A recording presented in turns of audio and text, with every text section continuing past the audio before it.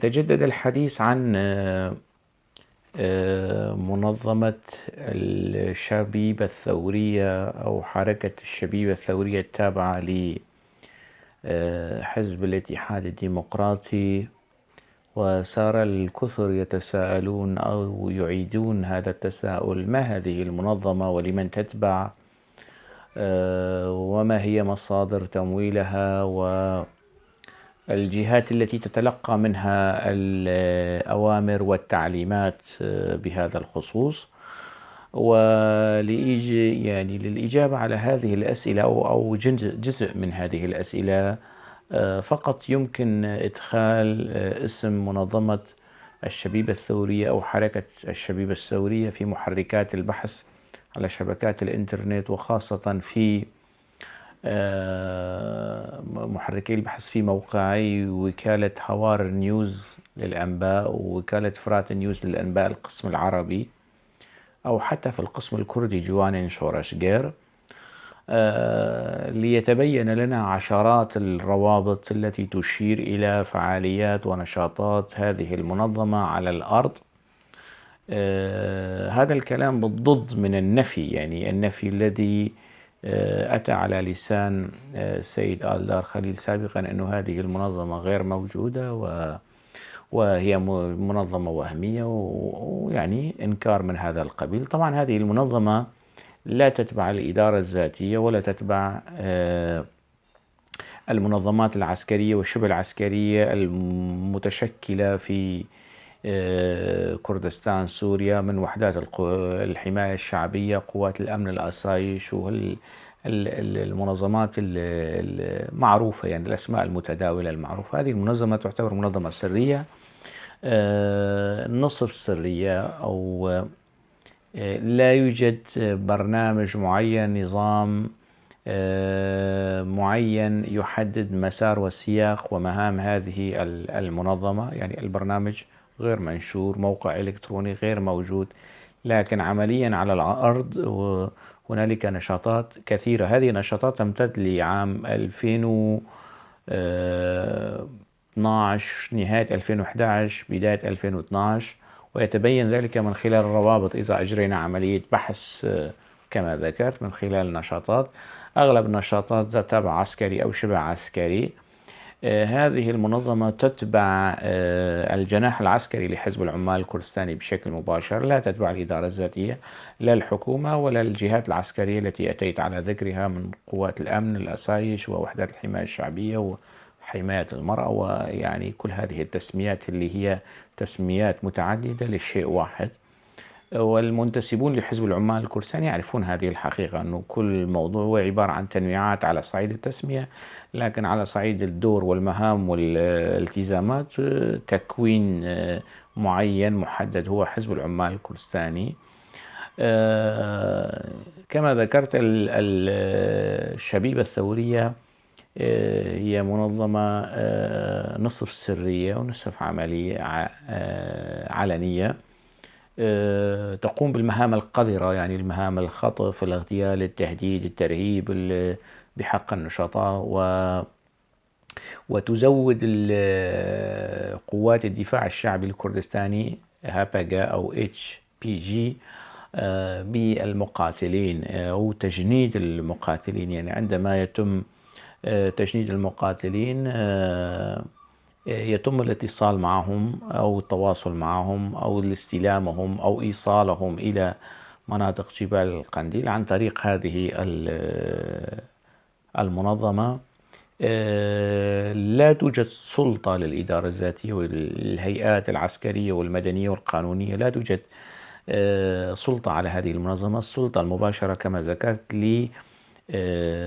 قوات الدفاع الشعبي الكردستاني، وممثل هذه القوات حاليا في سوريا هو القيادي البارز شاهين تشيلو. ومعروف أنه أو قلة يعرفون أنه ملف الكرد السوريين ضمن قيادة حزب العمال الكردستاني كان يستلمه أو يديره الشهيد رستم جودي بعد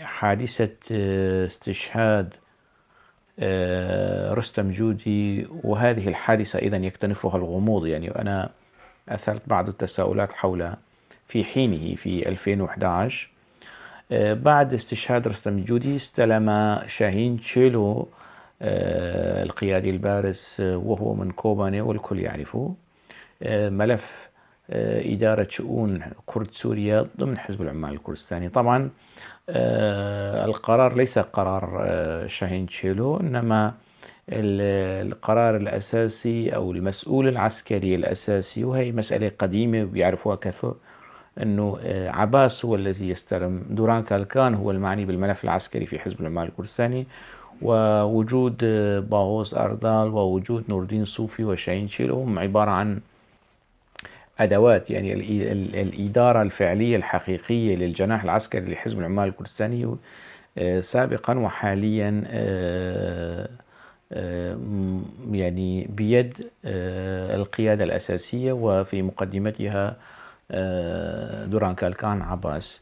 هذه المنظمة جوانين شورشجير كما ذكرت تقوم بالمهام القذرة والتهديد، وعندما تصرح الأسايش أو الإدارة الذاتية بأنه لا يوجد لهم سلطة على هذه المنظمة، وفعلا هذا كلام صحيح، يعني لا يوجد لديهم سلطة على هذه المنظمة. هي منظمة تشبه منظمة جيتم، والمتابعون والمهتمون بالشأن التركي يعرفون أن هذه المنظمة استخبارات الجندرمة السرية قامت بعمليات اغتيال وخطف بالآلاف بحق أنصار حزب العمال الكردستاني في تركيا من مثقفين وساسة وبرلمانيين ومواطنين عاديين. يعني تجاوزت حسب يعني التحقيقات وتصريحات تونجاي جوناي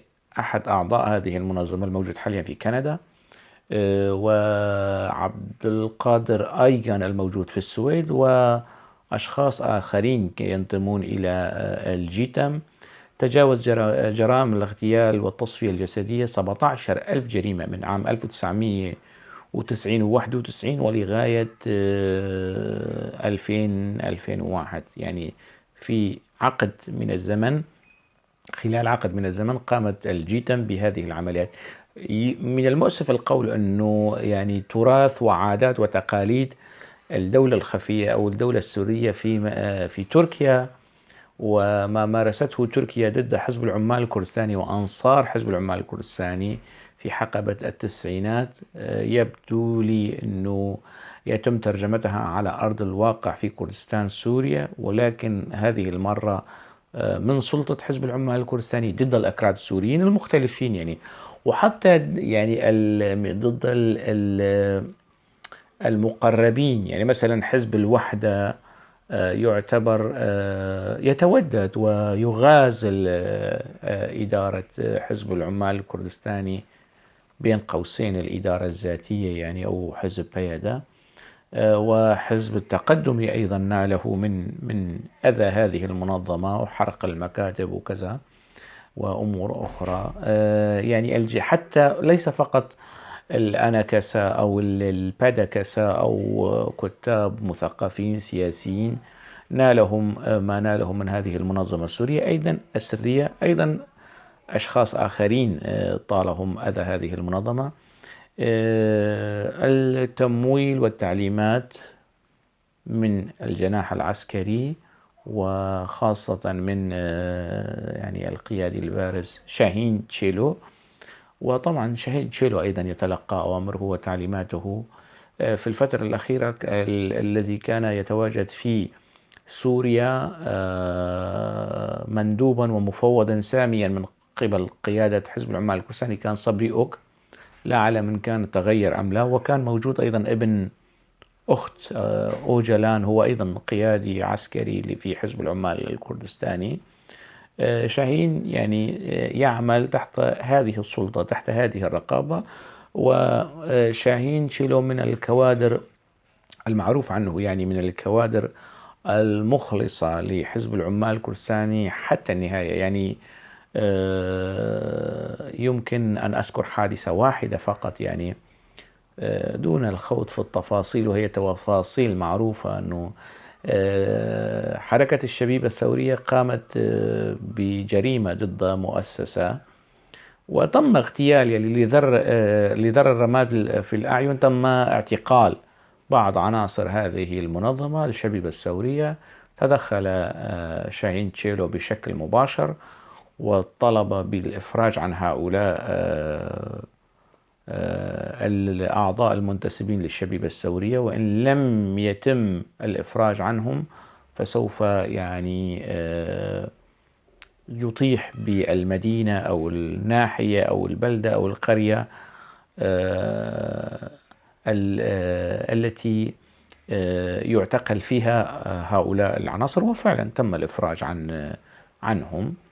بالمحصلة من المؤسف، أكرر، من المؤسف القول أنه حركة الشبيبة الثورية يمكن تشبيهها أو القول عنها بأنها جتم حزب العمال الكردستاني في سوريا.